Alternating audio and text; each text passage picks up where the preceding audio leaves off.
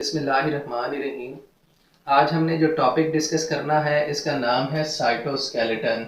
It is a framework of fabric. Fabric का framework cell के अंदर बनता है जो सेल को शेप और सपोर्ट फराहम करता है, इसे हम साइटोस्केलेटन कहते हैं। इसके तीन कंपोनेंट्स हैं जिनमें सबसे पहले माइक्रोट्यूब्यूल, उसके बाद यहाँ पर सेकंड कंपोनेंट है माइक्रोफिलामेंट और थर्ड कंपोनेंट है इंटरमीडिएट फिलामेंट। ये तीनों फिलामेंट कंबाइन करके साइटोस्केलेटन सिंथेसाइज करते हैं। फर्स्ट हमने कंपोनेंट को देखना है जिसका नाम है माइक्रोट्यूब्यूल। ये अल्फा ट्यूबुलिन प्रोटीन उसके बाद बीटा ट्यूबुलिन प्रोटीन के साथ मिलके बनता है। अब दोनों प्रोटीन अल्फा ट्यूबुलिन और बीटा ट्यूबुलिन इनके मोनोमर आपस में कंबाइन करते हैं और ये डायमर बनाते हैं। अब जैसे ही अल्फा और बीटा ट्यूबुलिन मिलती जाती हैं तो हमारे पास एक लंबा फिलामेंट बनता है जिसे हम प्रोटोफिलामेंट कहते हैं। 13 प्रोटोफिलामेंट आपस में कंबाइन करेंगे और कंबाइन करने के बाद माइक्रोट्यूब्यूल का स्ट्रक्चर सिंथेसाइज करेंगे। यहाँ पर हमारे पास ये 13 प्रोटोफिलामेंट्स हैं। अगर इन्हें हम काउंट करेंगे जो स्फेरिकल स्ट्रक्चर है तो ये 13 बनते हैं। ये प्रोटोफिलामेंट माइक्रोट्यूब्यूल सिंथेसाइज करते हैं। दरमियान में जो स्पेस है इसे हम ल्यूमन कहते हैं और इसकी थिकनेस है 25 सेंटीमीटर। सेंट्रियोल भी माइक्रोट्यूब्यूल से मिलकर बनते हैं और सेंट्रियोल के अंदर ये ट्यूब ट्रिपलेट की फॉर्म में पाई जाती हैं। यानी ये 3 ट्यूब्स का एक कॉम्बिनेशन होता है और ये ट्रिपलेट 9 होते हैं और 9 आपस में अरेंज करने के बाद सेंट्रियोल सिंथेसाइज करते हैं। ये हमारे पास एक ट्रिपलेट है, ये दूसरा, फिर तीसरा, फोर्थ, इस तरह 9 ट्रिपलेट आपस में कंबाइन करते हैं और ये सेंट्रियोल बनाते हैं। इनका फंक्शन है movement of organelles and vesicle. Cell के अंदर ऑर्गेनेलीज को और वेसिकल को ये मूवमेंट फराहम करता है। अगर न्यूरॉन के सेल की बात करें तो यहाँ पर जो ग्रीन लाइन आपको नजर आ रही है इसे माइक्रोट्यूब्यूल कहते हैं। माइक्रोट्यूब्यूल के ऊपर खास किस्म की प्रोटीन है जिसे मोटर प्रोटीन कहते हैं। अब ये मोटर प्रोटीन मुख्तलिफ वेसिकल को अपने साथ अटैच करती है और अटैच करने के बाद इसे सेल के एक्सॉन के अंदर मूव करवाने की सलाहियत रखती है। स्पिंडल फाइबर भी माइक्रोट्यूब्यूल से मिलकर बनते हैं। स्पिंडल फाइबर क्रोमोसोम को डिवाइड करने के लिए इस्तेमाल होते हैं ड्यूरिंग सेल डिवीजन।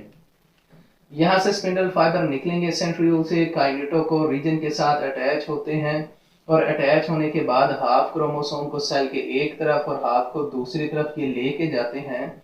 ये स्पिंडल फाइबर सिंथेसाइज होते हैं फ्रॉम द माइक्रोट्यूब्यूल। उसके बाद नेक्स्ट सीलिया और फ्लैजेला, ये भी माइक्रोट्यूब्यूल से बनते हैं। स्पर्म के पीछे फ्लैजेला होता है। बैक्टीरिया के साथ भी ब्लू कलर के ये वाले फ्लैजेला अटैच हैं जो कि लोकोमोशन में हेल्प देते हैं। अगर यहाँ पर हम सेल करें रेस्पिरेटरी ट्रैक के अंदर जो सेल्स हैं सिलिएटेड सेल, इनके ऊपर सीलिया मौजूद होते हैं जो कि डस्ट पार्टिकल को अपने साथ ट्रैप करते हैं।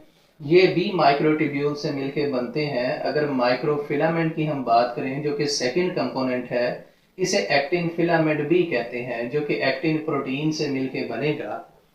एक्टिन प्रोटीन के मोनोमर आपस में कंबाइन करेंगे और कंबाइन करने के बाद एक लंबी चेन बनाएंगे जिसे हम फिलामेंटियस एक्टिन कहते हैं।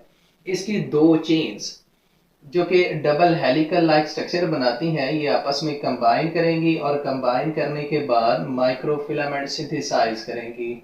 यहाँ पर हमारे पास रेडिश ये एक चेन है, उसके बाद ये ग्रीन दूसरी चेन है और ये डबल हेलिकल लाइक स्ट्रक्चर बनेगा जिसे हम माइक्रोफिलामेंट कहते हैं। और इसका जो डायमीटर है ये 7 नैनोमीटर या थिकनेस हम जिसे कहते हैं ये 7 नैनोमीटर है। उसके बाद इसका फंक्शन क्या है, ये साइटोकाइनेसिस, यानी जब सेल ने डिवाइड होना होता है तो ये माइक्रोफिलामेंट वहां पर अपना रोल प्ले करते हैं। ये सेंटर के अंदर जब सेल डिवाइड करता है यहाँ पर एक रिंग बनाते हैं इस फॉर्म के अंदर ताकि सेल को अंदर की जानिब पिंच करवा के इसे डिवाइड किया जा सके। इसे हम कंट्रैक्टाइल रिंग कहते हैं। कंट्रैक्टाइल रिंग कंट्रैक्ट करती है और सेल जो है वो 2 हिस्सों के अंदर डिवाइड हो जाता है।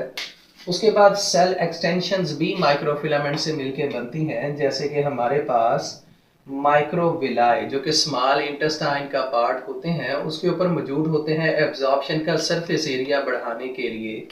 ये भी माइक्रोफिलामेंट से मिलकर बनते हैं।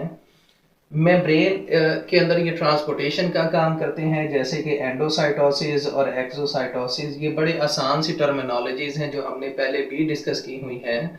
जब भी कोई मटेरियल मेम्ब्रेन की इन्वेजिनेशन की वजह से सेल के अंदर जाता है, इसे एंडोसाइटोसिस कहते हैं, और जैसे ही ये बाहर आता है इसे एक्सोसाइटोसिस कहते हैं। उसके बाद अगर हम बात करें सेल माइग्रेशन की, तो ये भी माइक्रोफिलामेंट की वजह से होती है। यहाँ पर हमने वेसल का एक स्ट्रक्चर ड्रॉ किया हुआ है। ये इसकी आउटर मेम्ब्रेन है, ये रेडिश, और ये इसकी दूसरी साइड की तरफ से आउटर मेम्ब्रेन है, और यहाँ दरमियान में ब्लड फ्लो करता है, और ब्लड के अंदर मौजूद हैं वाइट ब्लड सेल्स। अब वाइट ब्लड सेल्स जो होते हैं ये किसी भी पैथोजेन, किसी भी बैक्टीरिया के ऊपर अटैक करके इसे किल करने की कोशिश करते हैं। तो जैसे ही बैक्टीरिया बॉडी के अंदर जाता है, वाइट ब्लड सेल्स अपने अंदर माइक्रोफिलामेंट की कंट्रैक्शन की वजह से अपनी शेप को चेंज करते हैं, और चेंज करने के बाद बैक्टीरिया के साथ अटैच होंगे और इसे किल करने की कोशिश करेंगे। उसके बाद इंटरमीडिएट फिलामेंट की बात करें तो इसके अंदर कोई भी स्पेसिफिक प्रोटीन नहीं बताई गई या मोनोमर नहीं बताया गया जो इसे मिलके कंबाइन करता है। ये मुख्तलिफ फिलामेंट्स का कम्बिनेशन है जिसका थिकनेस है 10 नैनोमीटर। उसके बाद इसकी 4 क्लासेस हैं, जिनमें फर्स्ट है केराटिन। इंटरमीडिएट फिलामेंट की केराटिन जो टाइप है ये एपिथेलियल सेल के अंदर पाई जाती है। उसके बाद वाइमेंटन जो कि कनेक्टिव टिश्यूज के अंदर पाई जाती है। उसके बाद न्यूरोफिलामेंट जो कि नर्व सेल के अंदर पाई जाती है। उसके बाद लेमिन्स जो कि न्यूक्लियस को शेप देती है, ये भी इंटरमीडिएट फिलामेंट से मिलके बनती है। उसके बाद सेल की शेप को भी ये मेंटेन करता है, और सेल टू सेल जंक्शन भी प्रोवाइड करता है। जब दो सेल आपस में कंबाइन करते हैं तो इस कनेक्शन को यहाँ पर मजबूती से जोड़ने के लिए या मजबूत करने के लिए इंटरमीडिएट फिलामेंट अटैच होते हैं। तो